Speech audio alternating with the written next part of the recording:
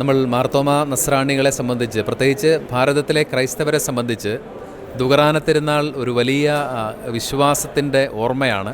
ഈ ഭാരതത്തിൻ്റെ വിദൂരമായ ഭൂഖണ്ഡത്തിലേക്ക് സുവിശേഷ വെളിച്ചം കൊണ്ടുവന്ന് സ്വന്തം രക്തസാക്ഷിത്വത്തിലൂടെ സുവിശേഷത്തിന് സാക്ഷിയാവുകയും ചെയ്ത മാർത്തോമാ ശ്ലീഹായുടെ രക്തസാക്ഷിത്വത്തെ ഓർമ്മിക്കുന്ന ഈ ഒരു ദിവസം നൂറ്റാണ്ടുകളായി സുറിയാനി ക്രൈസ്തവർക്ക്, ഭാരത ക്രൈസ്തവർക്ക് ഇത് ഒരു അഭിമാനപൂരിതമായ ദിവസമാണ്.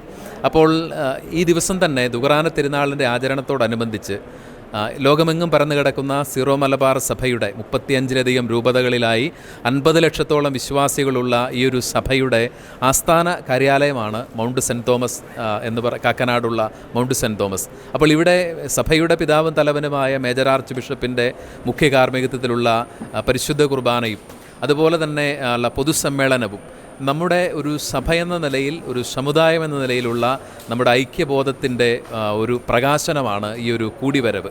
അതുകൊണ്ട് തന്നെ എല്ലാ രൂപതകളിൽ നിന്നും പ്രാതിഥ്യ സ്വഭാവത്തിൽ ഇവിടെ വൈദികരും അൽമായർ സമർപ്പിതരും ഒരുമിച്ച് കൂടുകയും കഴിഞ്ഞ ഒരു വർഷം ഈ സീറോ മലബാർ സഭയ്ക്ക് തീർച്ചയായിട്ടും നമ്മൾ പ്രതിസന്ധികളുടെ കാലഘട്ടങ്ങളിലൂടെ കടന്നു പോവുകയാണ്. മേജർ ആർച്ച് ബിഷപ്പിൻ്റെ സന്ദേശത്തിൽ അദ്ദേഹം തന്നെ സൂചിപ്പിച്ചു, ഈ പ്രതിസന്ധികളൊക്കെയും നമുക്ക് ഓരോ സാധ്യതകളാണ്.